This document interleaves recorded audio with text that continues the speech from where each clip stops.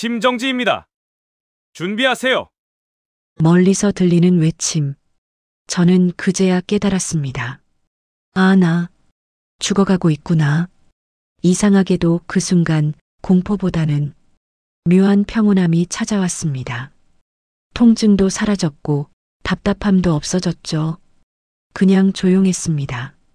세상이 멈춘 것처럼. 그런데 바로 그때였습니다. 눈을 떠졌습니다. 그런데 저는 병실에 있지 않았습니다. 낯선 복도 한가운데 서 있었죠. 길고도 긴 복도, 끝이 보이지 않을 만큼 벽에는 희미한 불빛들이 일정한 간격으로 켜져 있었습니다. 발밑에서 스르륵 차가운 기운이 올라왔죠. 여긴 어디지? 병원인가? 아니면 죽은 건가? 머릿속이 혼란스러웠습니다. 그런데 그때 저 멀리서 소리가 들렸습니다. 울음소리였습니다. 아버지, 죄송해요. 죄송해요. 본격적인 이야기 시작 전 구독과 좋아요 버튼 부탁드립니다. 어디서 듣고 계신지 남겨주시면 반갑게 인사드리겠습니다. 그날 오후였습니다. 저는 딸 미정이와 함께 집 거실 소파에 앉아 있었죠. 딸이 과일을 깎아주고 있었습니다. 사과 껍질이 길게 이어지면서 딸의 손끝에서 툭툭 떨어졌습니다. 평화로운 오후였습니다.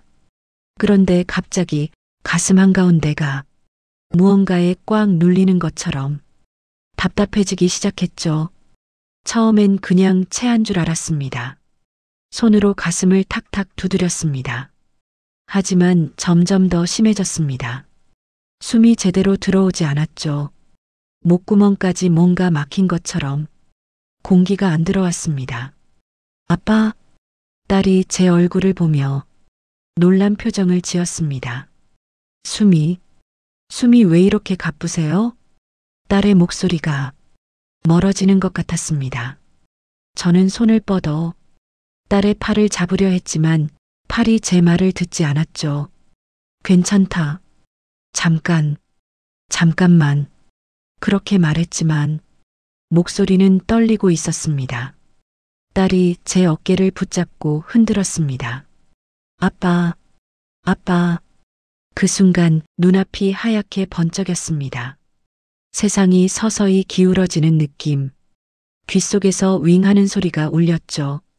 그리고 그 다음 저는 바닥에 쓰러졌습니다. 정확히는 쓰러지는 순간을 기억하지 못합니다. 그냥 눈앞이 캄캄해졌고 의식이 끊어졌으니까 다음에 들린 건 삐하는 기계음이었습니다. 길고 날카로운 소리, 삐, 누군가 급하게 뛰어오는 발소리, 심정지입니다. 준비하세요. 멀리서 들리는 외침. 저는 그제야 깨달았습니다. 아, 나 죽어가고 있구나. 이상하게도 그 순간 공포보다는 묘한 평온함이 찾아왔습니다. 통증도 사라졌고 답답함도 없어졌죠. 그냥 조용했습니다. 세상이 멈춘 것처럼. 그런데 바로 그때였습니다. 눈을 떴을 때 저는 병실에 있지 않았습니다. 낯선 복도 한가운데 서 있었죠. 길고도 긴 복도, 끝이 보이지 않을 만큼 길었습니다. 벽에는 희미한 불빛들이 일정한 간격으로 켜져 있었고 양쪽으로 문들이 쭉 늘어서 있었습니다. 바닥은 차가운 타일이었습니다. 발밑에서 스르륵 차가운 기운이 올라왔죠. 저는 천천히 주변을 둘러봤습니다. 여긴 어디지? 병원인가? 아니면 죽은 건가? 머릿속이 혼란스러웠습니다. 심장은 분명 멈췄는데 지금 이렇게 서 있다는 게 이상했습니다. 그런데 그때 저 멀리서 소리가 들렸습니다. 울음소리였습니다. 누군가 흐느끼는 소리. 아버지, 죄송해요. 그 목소리 귀에 익었습니다. 제 딸 미정이었습니다. 저는 본능적으로 그 소리가 나는 쪽으로 걸음을 옮겼습니다. 발이 저절로 움직였죠. 한 걸음, 두 걸음. 복도는 이상하게도 아무리 걸어도 끝이 나지 않는 것 같았습니다. 하지만 딸의 목소리는 점점 더 가까워졌습니다. 그리고 마침내 한 개의 문 앞에 섰을 때 안에서 딸의 목소리가 또렷하게 들려왔습니다. 아버지 수술비까지 내야 하는데 준호가 남기고 간 빚이 아직도 이자만 해도 숨이 막혀요. 그 순간 제 가슴이 철렁 내려앉았습니다. 수술비, 준호가 남기고 간 빚, 이자? 무슨 소리지? 저는 손을 뻗어 문손잡이를 잡았습니다. 차가웠습니다. 손잡이를 돌리자 문이 천천히 열렸습니다. 삐걱. 그리고 그 안에서 본 장면, 작은 방이었습니다. 책상 위에는 허옇게 켜진 스탠드 불빛 하나만 외롭게 켜져 있었고 딸 미정이가 책상에 엎드려 울고 있었습니다. 어깨가 들썩들썩 떨리고 있었죠. 탁자 위에는 서류들이 산더미처럼 쌓여 있었습니다. 빨간 줄이 촘촘히 그어진 종이들, 독촉장이었습니다. 저는 그 자리에 멈춰 섰습니다. 숨이 막혔습니다. 아버지, 미안해요. 이건 아버지께 말할 수 없는 빚이에요. 딸은 혼잣말을 하고 있었습니다. 그리고 한쪽에 놓인 남편 사진을 꽉 쥐고 있었죠. 사진 속 남자는 제 사위 준호였습니다. 눈물이 사진 위로 똑똑 떨어지고 있었습니다. 저는 앞으로 나아가려 했습니다. 딸을 안아주고 싶었습니다. 하지만 몸이 움직이지 않았습니다. 마치 보이지 않는 벽에 가로막힌 것처럼 발이 땅에 붙은 듯 한 걸음도 나아갈 수 없었죠. 손을 뻗어봤지만 닿지 않았습니다. 그때였습니다. 등 뒤에서 낯선 목소리가 들렸습니다. 아직은 안 됩니다. 저는 화들짝 놀라 뒤를 돌아봤습니다. 흰 가운을 입은 사람이 복도에 서 있었습니다. 얼굴은 희미하게 윤곽만 보였습니다. 이건 그냥 보고만 가시죠. 그 사람이 조용히 말했습니다. 누구십니까? 여기는 대체 어디고 지금 저 아이가 하는 말은 뭐요? 빚이라니 그게 무슨 소리요? 저는 다급하게 물었습니다. 목소리가 떨렸습니다. 그 사람은 고개를 천천히 저었습니다. 나중에 깨어나시면 직접 물어보실 수 있을 겁니다. 깨어나다니. 무슨. 다만 그 사람이 방안을 가리켰습니다. 보셨죠? 따님이 얼마나 힘들어하고 있는지. 그 말이 제 가슴에 박혔습니다. 예리한 칼처럼 저는 다시 방안을 봤습니다. 딸은 여전히 책상에 엎드려 울고 있었습니다. 손에는 빗 독촉장이 쥐어져 있었고 눈물이 종이 위로 똑똑 떨어지고 있었죠. 미안해요. 아버지, 절대 알면 안 돼요. 딸의 목소리가 떨리고 있었습니다. 그 순간 제 눈에서도 눈물이 흘러내렸습니다. 왜 이런 걸 나한테 숨겼냐? 왜 혼자 이렇게 힘들어했냐? 말해야 할 것 아니냐? 하지만 목소리가 나오지 않았습니다. 그저 바라볼 수밖에 없었습니다. 가슴이 찢어지는 것 같았습니다. 그때였습니다. 복도 끝 어딘가에서 강한 빛이 쏟아져 들어왔습니다. 눈을 뜰 수 없을 만큼 밝은 빛이었습니다. 그리고 그 빛과 함께 누군가의 절박한 외침이 들렸습니다. 아버지, 아버지, 제발 눈 좀 떠봐요. 그 목소리는 현실에서 들려오는 것 같았습니다. 멀리서 아득하게. 저는 빛에 휩싸였습니다. 온몸이 뒤로 끌려가는 느낌. 중력이 거꾸로 작용하는 것처럼 저는 소리쳤습니다. 미정아, 미정아. 하지만 목소리는 나오지 않았습니다. 빛이 점점 더 강해졌습니다. 눈을 감아도 빛이 보였습니다. 그리고 마침내 저는 어둠 속으로 거꾸로 떨어지는 느낌을 받았습니다. 한없이 깊은 곳으로 쿵. 그 순간 제 심장이 다시 뛰기 시작했습니다. 비, 비, 비. 규칙적인 기계음이 들렸습니다. 저는 천천히 눈을 떴습니다. 무겁게 가라앉았던 의식이 서서히 떠오르는 느낌이었죠. 첫 번째로 보인 것은 천장 형광등이었습니다. 하얗고 밝은 불빛. 너무 눈부셔서 다시 눈을 감았습니다. 아버님, 정신 차리셨어요? 옆에서 딸 미정이가 눈물 범벅이 된 얼굴로 제 손을 붙잡고 있었습니다.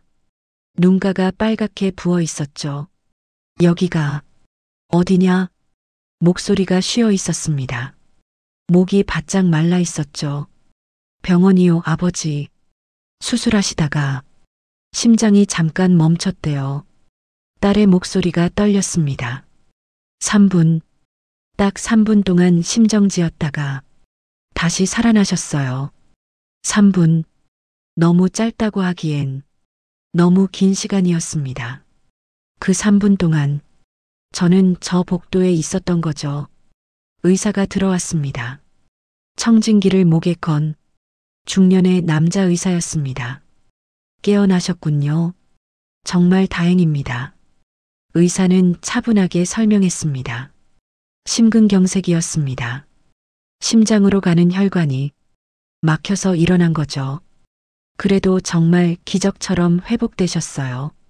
의사가 제 차트를 보며 말했습니다. 3분이면 아주 위험할 수도 있었거든요. 뇌 손상이 올 수도 있고요. 그런데 정말 운이 좋으셨습니다.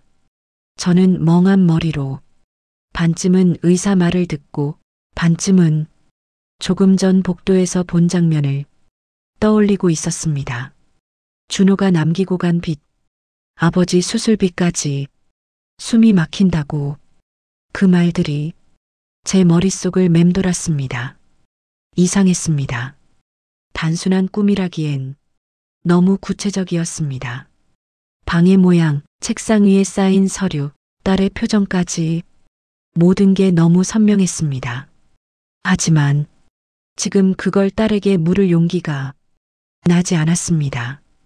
딸은 제 손을 꽉 잡고 울먹이고 있었으니까. 정말 다행이에요, 아버지.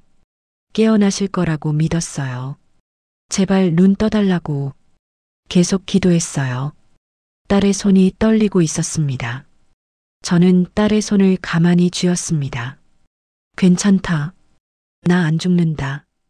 그렇게 말했지만 머릿속에서는 복도의 장면이 계속 떠올랐습니다. 그건 꿈이 아니었습니다. 너무나 확실했습니다. 제가 본 것은 딸의 진짜 삶이었습니다. 일주일 후 저는 퇴원했습니다. 딸 미정과 저는 같이 살게 되었죠. 딸이 말했습니다. 아버지, 이제 혼자 사시면 안 돼요. 제가 모실게요. 여기서 같이 지내요. 저는 고개를 끄덕였습니다. 이 나이에 딸 집에 얹혀 산다는 게 사실 편하지만은 않았습니다. 하지만 그보다 제가 신경 쓰이는 점은 다른 데 있었습니다. 딸의 행동이었습니다. 같이 살기 시작한 지 사흘째 되던 밤이었습니다. 밤 11시쯤 딸 방에서 작게 울음 섞인 목소리가 들렸습니다. 저는 거실 소파에 앉아 TV를 보고 있었죠. 네, 알겠습니다. 이번 달까지만 조금만 기다려주세요. 제발이요. 문틈 사이로 들리는 그 말에 저는 가슴이 철렁 내려앉았습니다. 조금만 기다려달라고? 무엇을? TV 소리를 줄였습니다. 딸의 목소리가 더 선명하게 들렸죠. 네. 최선을 다하고 있어요. 조금만 더 시간을.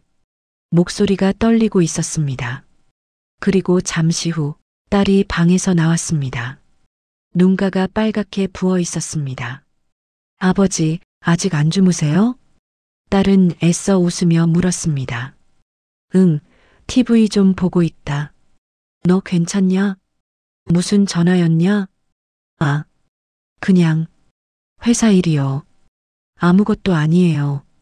딸은 대충 얼버무렸습니다. 그리고 부엌으로 가서 물을 한 잔 마셨죠. 손이 미세하게 떨리고 있었습니다. 저는 아무 말 하지 않았습니다. 하지만 가슴 한편이 무겁게 내려앉았습니다. 그리고 또 하루가 지났습니다. 새벽 5시였습니다. 저는 화장실에 가려고 거실로 나왔습니다. 그런데 현관에서 딸이 옷을 입고 있었습니다. 외출복을 입고 가방을 메고 있었죠. 이 시간에 어딜 가냐? 딸은 흠칫 놀라며 돌아봤습니다. 아, 그냥 마트 알바 좀 다녀요, 아버지. 마트 알바? 네, 괜찮아요. 금방 와요. 딸은 애써 밝게 웃었습니다. 하지만 눈밑은 검게 파여 있었고 어깨는 기운이 없었습니다. 힘들지 않냐? 아니요. 괜찮아요, 아버지. 그럼 다녀올게요. 딸은 서둘러 나갔습니다. 문이 닫히는 소리. 저는 현관 앞에 서서 한참을 그대로 있었습니다. 마트 알바. 새벽 5시에 이미 회사 일도 하는데 뭔가 이상했습니다. 복도에서 들었던 그 말이 다시 떠올랐습니다. 준호가 남기고 간 빚. 아버지 수술비까지 내야 하는데 이자만 해도 숨이 막힌다고. 그때부터 저는 확신하기 시작했습니다. 딸은 뭔가를 숨기고 있었습니다. 그리고 그 무게가 딸을 짓누르고 있었죠. 저는 거실로 돌아와 소파에 앉았습니다. 잠이 오지 않았습니다. 새벽 하늘이 서서히 밝아지는 것을 멍하니 바라봤습니다. 딸을 어떻게 해야 할까? 어떻게 물어봐야 할까? 하지만 선뜻 입이 떨어지지 않았습니다. 딸이 말하지 않는 데는 이유가 있을 거라고 생각했으니까요. 그날 아침 딸은 7시쯤 돌아왔습니다. 얼굴이 창백했습니다. 다녀왔어요, 아버지. 밥 먹어라. 내가 죽 끓여놨다. 고마워요. 딸은 피곤한 얼굴로 죽을 한 숟가락 떴습니다. 하지만 제대로 먹지 못했습니다. 몇 숟가락 뜨다가 숟가락을 내려놓았죠. 입맛이 없네요. 죄송해요, 아버지. 괜찮다. 나중에 먹어라. 딸은 방으로 들어가 침대에 쓰러지듯 누웠습니다. 저는 식탁에 앉아 딸이 남긴 죽을 바라봤습니다. 가슴이 먹먹했습니다. 뭔가 해야 한다고 생각했습니다. 하지만 어떻게 해야 할지 막막했습니다. 그저 딸의 고통을 옆에서 지켜볼 수밖에 없는 제 자신이 한없이 무력하게 느껴졌습니다. 그렇게 며칠이 지났습니다. 어느 날 낮이었습니다. 딸은 회사에 나가고 집에는 저 혼자 있었죠. 거실 테이블 위에서 핸드폰이 울리기 시작했습니다. 따르르르. 저는 TV를 보고 있었는데 그 소리에 고개를 돌렸습니다. 딸의 핸드폰이었습니다. 화면에는 모르는 번호가 떠 있었습니다. 원래라면 받지 않았을 겁니다. 하지만 이상하게 느낌이 안 좋았습니다. 뭔가 중요한 전화 같았죠. 저는 잠깐 고민했습니다. 받아야 하나, 말아야 하나. 그런데 전화벨이 계속 울리고 있었습니다. 저는 결국 핸드폰을 집어들었습니다. 통화 버튼을 눌렀죠. 여보세요? 잠시 정적이 흘렀습니다. 그리고 거친 남자 목소리가 들렸습니다. 거기 김미정 씨 휴대폰 맞죠? 목소리가 날카로웠습니다. 오늘까지 입금한다더니 또 말이 없네. 저는 순간 당황했습니다. 입금? 무슨 입금? 목소리가 잘 나오지 않았습니다. 여보세요? 듣고 있죠? 남자가 다시 말했습니다. 목소리에 짜증이 섞여 있었죠. 김미정 씨한테 전해요. 남편이 죽었다고. 빚이 사라지는 거 아닙니다. 그 순간 제 머릿속이 텅 비는 것 같았습니다. 빚, 남편이 죽었다고. 복도에서 들었던 말들이 하나씩 떠올랐습니다. 사장님이 남기고 간 게 얼만데 매달 이자만 내도 고마운 줄 아셔야지. 남자의 말이 제 머릿속을 때렸습니다. 사장님, 남편이 남기고 간 빚. 복도 문 뒤에서 들었던 그 문장과 딱 맞아떨어졌습니다. 저는 떨리는 목소리로 말했습니다. 혹시 제 딸 남편 이름이 이준호 맞습니까? 잠시 침묵이 흘렀습니다. 남자가 조심스럽게 물었습니다. 누구십니까? 나는 그 사람 장인입니다. 남자는 잠시 말을 고르더니 대답했습니다. 아, 장인이세요? 그럼 더 잘 아시겠네요. 사위 덕분에 따님이 얼마나 고생하는지. 제 가슴이 쿵 내려앉았습니다. 남자는 억지로 웃는 말투로 덧붙였습니다.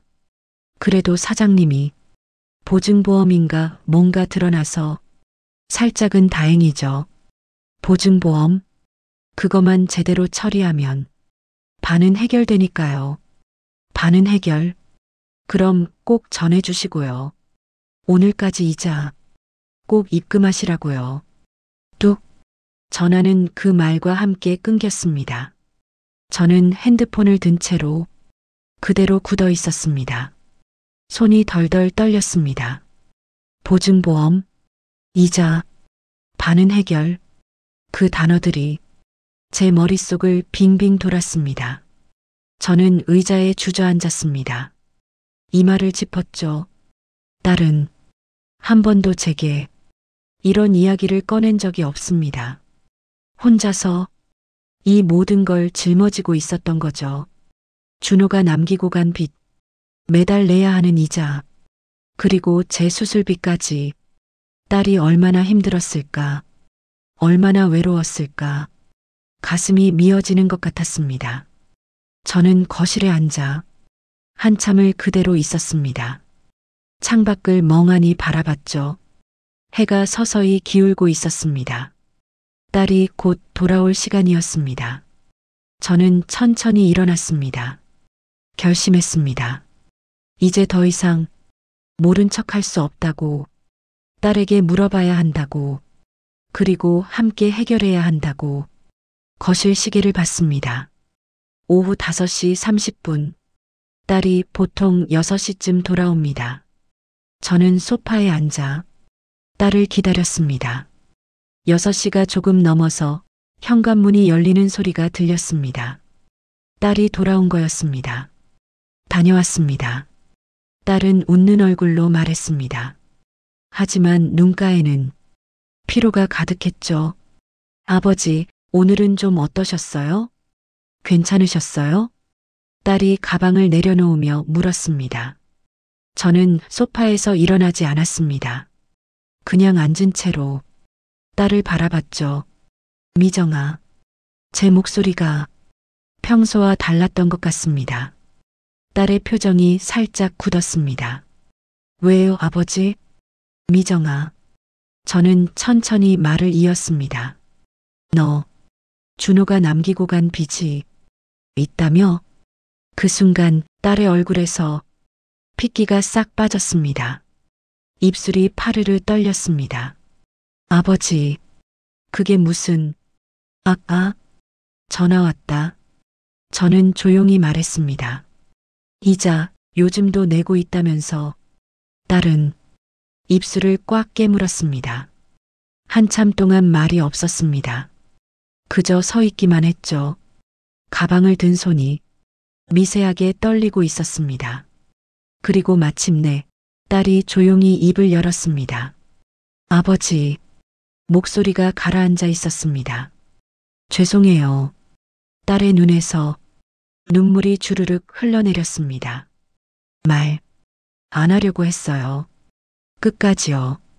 딸이 바닥에 주저앉았습니다. 무릎을 꿇고 고개를 숙였죠. 왜? 제가 물었습니다. 왜 말 안 했냐?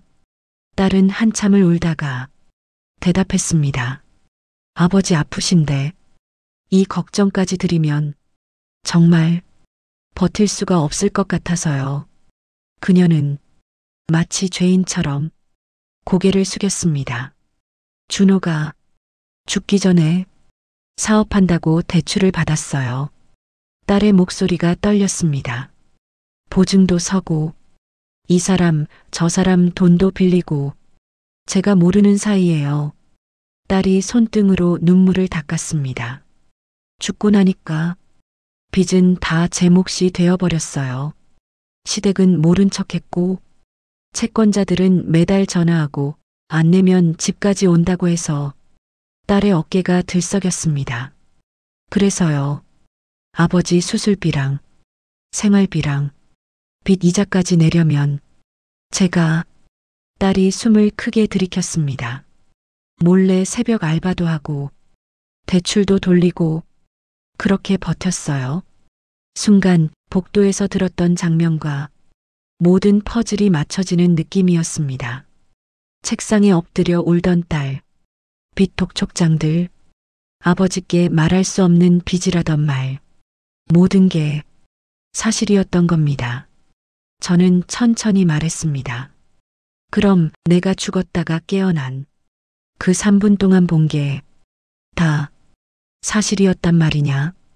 딸은 놀란 눈으로 고개를 들었습니다. 아버지, 그게 무슨 말씀이세요? 저는 지금은 다 말하지 않기로 했습니다. 아직은 때가 아니었으니까. 대신 속으로 조용히 결심했습니다. 그래, 이제라도 알았으니 이 빚 그냥 두진 않겠다. 딸을 이 지옥에서 꺼내주겠다. 저는 딸에게 다가가 어깨를 잡았습니다. 일어나라. 이제 혼자 짊어지지 마라. 딸이 눈물 범벅이 된 얼굴로 저를 올려다봤습니다. 아버지, 아버지가 있다. 괜찮다. 그날 밤 저는 혼자 방에 앉아 생각했습니다. 어떻게 해야 할까? 어떻게 딸을 도와줄 수 있을까? 그리고 문득 전화에서 들었던 말이 떠올랐습니다. 보증보험? 그거만 제대로 처리하면 반은 해결된다던 말. 저는 결심했습니다. 그 보증보험을 찾아내야 한다고. 며칠 뒤였습니다. 저는 심장외래 진료를 받고 병원 수납 창구에 들렀습니다. 수납을 마치고 나오는데 누군가 제 이름을 불렀습니다. 박 선배님 아니세요? 저는 고개를 돌렸습니다. 회색 양복을 입은 중년 남자가 서 있었죠. 오 과장이었습니다.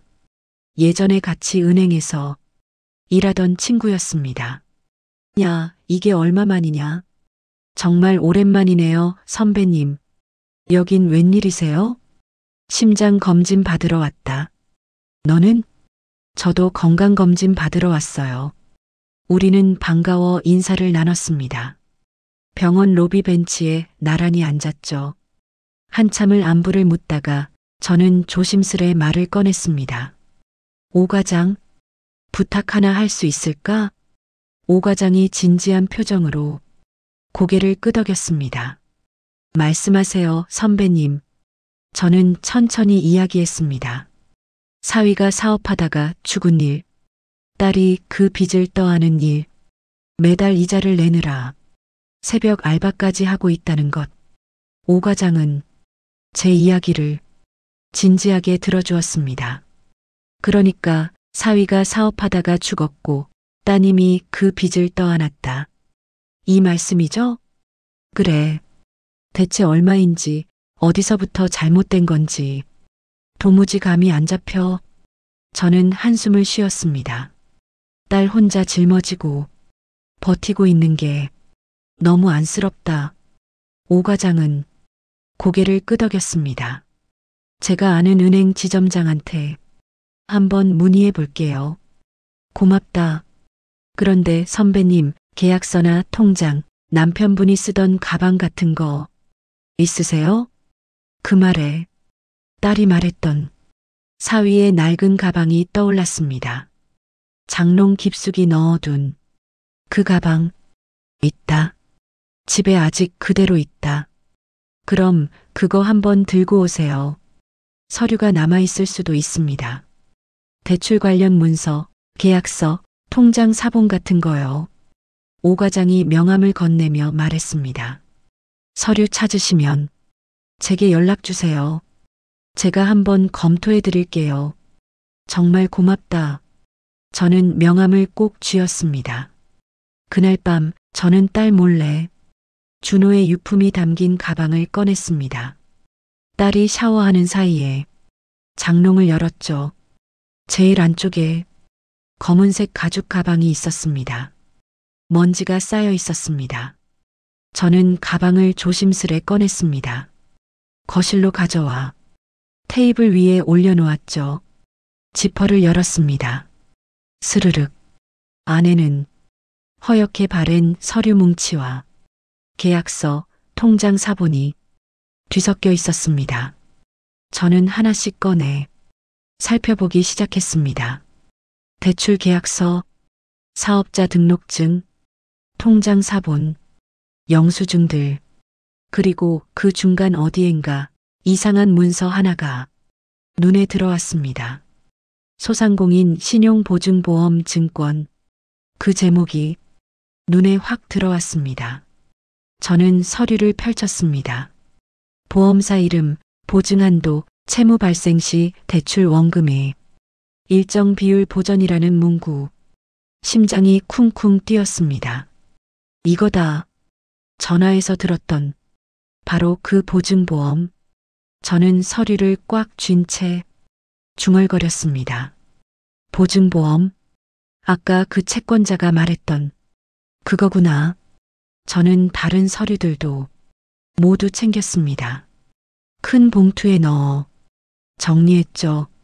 그리고 샤워를 마치고 나온 딸에게 들키지 않게 제 방으로 가져갔습니다. 이제 오 과장을 만나 이 서류들을 보여줘야 했습니다. 다음 날 저는 오 과장을 만났습니다. 은행 근처 카페였습니다. 오 과장은 이미 와서 기다리고 있었죠. 선배님, 여기요. 저는 자리에 앉아 봉투를 꺼냈습니다. 이게 사위가 남긴 서류들이다. 오 과장은 서류들을 하나씩 꼼꼼히 살펴보기 시작했습니다. 대출 계약서를 펼치고 통장 사본을 확인하고 보증보험 증권을 유심히 봤죠. 한참을 살펴보더니 오 과장이 고개를 끄덕였습니다. 선배님, 생각보다 상황이 나쁘진 않습니다. 뭐라고? 저는 놀라서 물었습니다. 사위분이 이런 건 잘 해놓고 가셨네요. 오 과장이 보증보험 서류를 가리켰습니다. 이 상품은 말 그대로 망했을 때를 대비한 장치입니다. 오 과장이 설명했습니다. 사업이 실패하거나 사망했을 때 대출금의 일부를 보험사가 대신 갚아주는 거죠. 그럼 저는 숨을 크게 들이켰습니다. 사위분이 가입해 놓은 조건대로면 현재 남아있는 대출의 절반 이상은 보증보험으로 메꿀 수 있습니다. 절반? 저는 자리에 앉은 채로 손을 떨었습니다. 그럼 남은 절반만 어떻게든 하면 딸아이가 이 지옥 같은 빚에서 벗어날 수 있다는 말인가? 오 과장은 단호하게 말했습니다. 그렇죠. 다만 서류 정리와 절차가 필요합니다. 오 과장이 펜을 꺼내 메모를 하기 시작했습니다. 사위분이 사망한 지 좀 돼서 보험사도 이걸 잠든 계약처럼 놔뒀을 가능성이 크거든요. 그럼 어떻게 해야 하나? 사망 진단서, 대출 내역서, 이 보증보험 증권, 이 세 가지만 있으면 보험 청구가 가능합니다. 오 과장이 말했습니다. 제가 보험사에 연락해서 절차를 진행하도록 도와드릴게요. 정말 고맙다. 저는 오 과장의 손을 꽉 잡았습니다. 하지만 할 수 있습니다. 제가 도와드리죠. 그 말을 듣는 순간 저는 심장이 다시 한번 쿵 하고 뛰는 걸 느꼈습니다. 가슴이 뜨거워졌습니다. 준호 녀석? 마냥 무책임하게 도망친 것만은 아니었구나. 마지막까지 딸을 생각했구나. 그런 생각이 들었습니다. 선배님, 울지 마세요. 오 과장이 웃으며 말했습니다. 이제 곧 해결될 겁니다. 따님도 편해지실 거예요. 저는 눈물을 닦았습니다. 고맙다. 정말 고맙다. 그날부터 저와 오 과장은 본격적으로 움직이기 시작했습니다. 몇 주에 걸친 서류 전쟁이 이어졌습니다. 보험사에 연락하고 사망 진단서를 제출하고 대출 내역을 재정리하고 채권자들과 협상을 하고 오 과장이 모든 과정을 함께 해줬습니다. 저는 매일 오 과장과 통화하며 진행 상황을 확인했죠. 딸은 이 모든 사실을 맨 마지막에 알게 되었습니다. 어느 날 저녁 보험금이 입금되던 날이었습니다. 저는 딸을 불렀습니다. 미정아, 앉아봐라. 딸이 의아한 표정으로 소파에 앉았습니다. 왜요, 아버지? 저는 서류 봉투를 꺼냈습니다. 이게 다 뭐예요? 딸이 놀란 눈으로 물었습니다. 내 남편 준호가 살아있을 때 해놓고 간 거다. 저는 보증보험 증권을 보여줬습니다. 준호가 보증보험을 들어놨더라. 너를 이렇게까지 힘들게만 하려고 한 건 아니었겠지. 딸의 눈에서 눈물이 주르륵 흘러내렸습니다. 아버지, 보험금이 보전되자 내 남편이 남긴 빚의 절반 이상이 한 번에 정리됐다. 딸이 손으로 입을 가렸습니다. 정말요? 그래. 나머지 절반은 내가 평생 모아둔 퇴직금과 적금 일부를 깨서 마저 상환했다. 아버지, 그러시면 안 되는데. 딸이 울먹였습니다. 괜찮다. 그 돈 너 살리려고 모은 거다.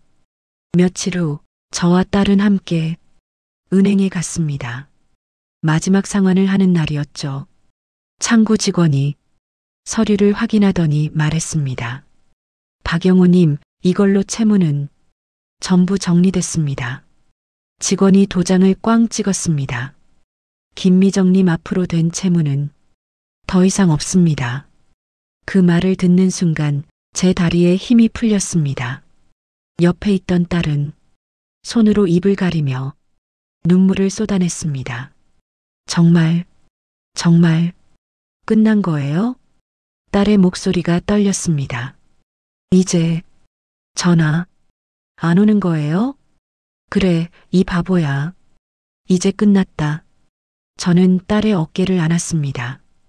딸은 제 품에서 한참을 울었습니다. 은행을 나오는 길 햇살이 따스했습니다. 딸이 제 팔을 잡고 걸었죠. 고마워요, 아버지. 뭐가? 모든 게요. 살려주셔서요. 저는 딸의 머리를 쓰다듬었습니다. 이제 편하게 살아라. 알았지? 네. 딸이 환하게 웃었습니다. 몇 년 만에 처음 보는 밝은 웃음이었습니다. 빚을 정리한 후 며칠 뒤였습니다. 어느 날 저녁 딸이 방에서 뭔가를 들고 나왔습니다. 아버지, 딸의 목소리가 떨리고 있었습니다. 이거 오늘 우연히 발견했어요. 딸이 내민 것은 오래된 휴대전화였습니다. 준호가 쓰던 폰이었죠. 방 정리하다가 서랍 깊숙한 곳에서 찾았어요. 딸이 말했습니다. 배터리를 갈아 끼워 봤는데 딸이 폰 화면을 보여줬습니다. 보관함에 음성 메시지가 하나 있더라고요. 저는 딸 옆에 앉았습니다. 들어봤냐? 아니요. 아버지랑 같이 듣고 싶어서요. 딸은 떨리는 손으로 재생 버튼을 눌렀습니다. 스피커에서 익숙한 남자 목소리가 흘러나왔습니다. 준호의 목소리였습니다. 미정아, 이걸 듣고 있을 땐 아마 내가 옆에 없을지도 모르겠다. 목소리가 무겁게 가라앉아 있었습니다. 정말 미안하다. 내가 잘난 줄 알고 사업한다고 설치다가 이 꼴을 만들었네. 잠시 침묵이 흘렀습니다. 숨소리가 들렸습니다. 그래도 너랑 아버님까지 끝장내고 싶진 않아서 보증보험 하나는 드러났다. 딸의 손이 떨리기 시작했습니다. 이게 나한테 남은 마지막 자존심이라 생각한다. 준호의 목소리가 계속 이어졌습니다. 혹시라도 힘들어지면 이 서류 찾아서 꼭 써라. 딸이 손으로 입을 가렸습니다. 그리고 부디 아버님께는 너무 오래 숨기지 마라. 준호가 한숨을 쉬는 소리가 들렸습니다. 그분은 너를 버릴 분이 아니다. 음성이 끝났습니다. 거실에는 한동안 아무 소리도 나지 않았습니다. 딸은 양손으로 얼굴을 가리고 울었습니다. 어깨가 들썩들썩 떨렸죠. 저는 딸이 울먹이며 말했습니다. 이 사람을 원망하기만 했어요. 죽어서까지 날 이렇게 힘들게 만든다고. 딸의 목소리가 떨렸습니다. 근데 이런 걸 해놓고 갔을 줄은. 저는 조용히 말했습니다. 삶이란 게 늘 한쪽 면만 보이진 않더라. 저는 딸의 어깨를 감싸 안았습니다. 준호도 끝까지 너랑 우리를 지키려고 애쓴 거다. 눈물이 저도 모르게 뺨을 타고 흘러내렸습니다. 딸이 제 품에서 한참을 울었습니다. 저도 눈물을 닦았습니다. 준호, 그 녀석도 마지막까지 가족을 생각했구나. 보증보험을 들어놓고 이렇게 메시지까지 남겨놓고 무책임한 사람이 아니었습니다. 그저 운이 없었던 거죠. 사업이 실패했고 때를 잘못 만났던 겁니다. 하지만 마지막까지 가족을 지키려 했던 거죠. 딸이 천천히 고개를 들었습니다. 눈이 빨갛게 부어 있었습니다. 아버지, 이제 준호한테 화 안 낼 거예요. 딸이 말했습니다. 그 사람도 최선을 다한 거니까요. 저는 고개를 끄덕였습니다. 그래, 그랬을 거다. 그날 밤 저는 딸에게 준호의 사진을 다시 꺼내보라고 했습니다. 딸이 방에서 액자를 가져왔습니다. 사진 속 준호는 환하게 웃고 있었습니다. 미안하다, 준호야. 내가 애쓴 거 이제야 알았다. 저는 사진을 향해 말했습니다. 고맙다. 내 딸 끝까지 생각해줘서. 딸도 사진을 쓰다듬었습니다. 고마워요, 준호 씨. 사랑했어요. 그날 이후 우리 집에는 따뜻한 공기가 흘렀습니다. 그날 밤 저는 혼자 방에 앉아 천천히 숨을 고르며 생각했습니다. 내가 왜 죽었다가 다시 살아났을까? 3분 동안 멈췄던 심장, 그리고 그 사이에 다녀온 낯선 복도. 그 복도에서 제가 본 것은 천국도 지옥도 아니었습니다. 그저 제 딸의 진짜 삶이었습니다. 혼자 울던 방, 빛 독촉장을 껴안고 저를 떠올리며 울먹이던 그 얼굴, 그걸 보여주려고 누군가가 절 잠깐 저쪽으로 데려갔다가 다시 돌려보낸 건 아닐까? 그런 생각이 문득 들었습니다. 만약 제가 그 복도에 가지 않았다면, 딸의 비밀을 보지 못했다면, 저는 아마 죽는 순간까지도 딸이 그렇게 힘들어하는 줄 몰랐을 겁니다. 그리고 딸은 평생 혼자 그 짐을 짊어지고 살았겠죠. 하지만 저는 봤습니다. 딸의 눈물을, 딸의 고통을, 그리고 그 덕분에 딸을 구할 수 있었습니다. 다음 날 아침 식탁에서 밥을 먹던 딸에게 제가 말했습니다. 미정아, 네 아버지. 딸이 밝은 얼굴로 대답했습니다. 요즘 딸의 표정이 많이 밝아졌습니다. 앞으로 뭐든 숨기지 마라. 저는 진지하게 말했습니다. 힘든 거 있으면 먼저 말해라. 아버지는 그런 거 들을 자격이 있다. 딸은 숟가락을 내려놓고 눈시울을 붉혔습니다. 네, 아버지. 딸이 고개를 끄덕였습니다. 다시는 안 숨길게요. 약속해요. 그래, 그렇게 해라. 그날 이후 우리 집은 조용하지만 따뜻한 공기로 가득 차기 시작했습니다. 빚도 정리되었고 밤마다 울던 전화도 사라졌고 새벽에 몰래 나가는 딸의 발걸음도 멈췄습니다. 이제는 저와 함께 저녁 산책을 나가고 같이 TV를 보며 웃습니다. 주말에는 함께 시장도 보러 갑니다. 딸이 제 팔을 잡고 걸으며 웃는 모습을 보면 가슴이 벅차오릅니다. 정말 잘 살아났구나. 그런 생각이 듭니다. 가끔 심장이 쿵하고 조금 불규칙하게 뛸 때면 그 복도가 떠오릅니다. 길고 어두운 복도, 그리고 그 끝에서 들려오던 딸의 울음소리.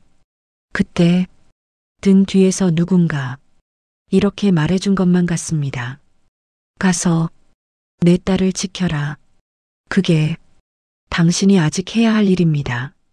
그래서 저는 오늘도 하루를 버티며 이렇게 살아 있습니다. 아침에 일어나 딸이 만들어준 밥을 먹고 함께 산책을 나가고 저녁에는 딸과 이야기를 나눕니다. 그 평범한 일상이 이제는 너무나 소중합니다. 죽었다 깨어난 이유요? 아마 딸의 비밀을 보고 딸을 살리라고 한 번 더 기회를 준 거겠죠. 그리고 그 기회를 저는 절대 놓치고 싶지 않습니다. 오늘도 저는 딸과 함께 저녁 식사를 합니다. 딸이 웃으며 말합니다. 아버지, 오늘 회사에서 재밌는 일이 있었어요. 저는 딸의 이야기를 들으며 고개를 끄덕입니다. 이 순간이 얼마나 소중한지 저는 압니다. 3분 동안 죽었다가 돌아온 사람으로서, 그 짧은 시간 동안 딸의 진실을 본 사람으로서 저는 압니다. 이 평범한 일상이 얼마나 큰 선물인지, 그리고 그 선물을 저는 절대 당연하게 여기지 않을 겁니다. 밤이 되면 창밖을 바라보며 생각합니다. 저를 다시 살려준 그 누군가에게 감사하다고, 딸을 지킬 수 있게 해줘서 고맙다고, 그리고 조용히 다짐합니다. 남은 인생 딸과 함께 행복하게 살겠다고. 그게 제가 다시 살아난 이유니까요. 오늘의 사연은 여기까지입니다. 재미있게 들으셨다면 좋아요, 구독 눌러주시고 좋은 기운 받아가세요.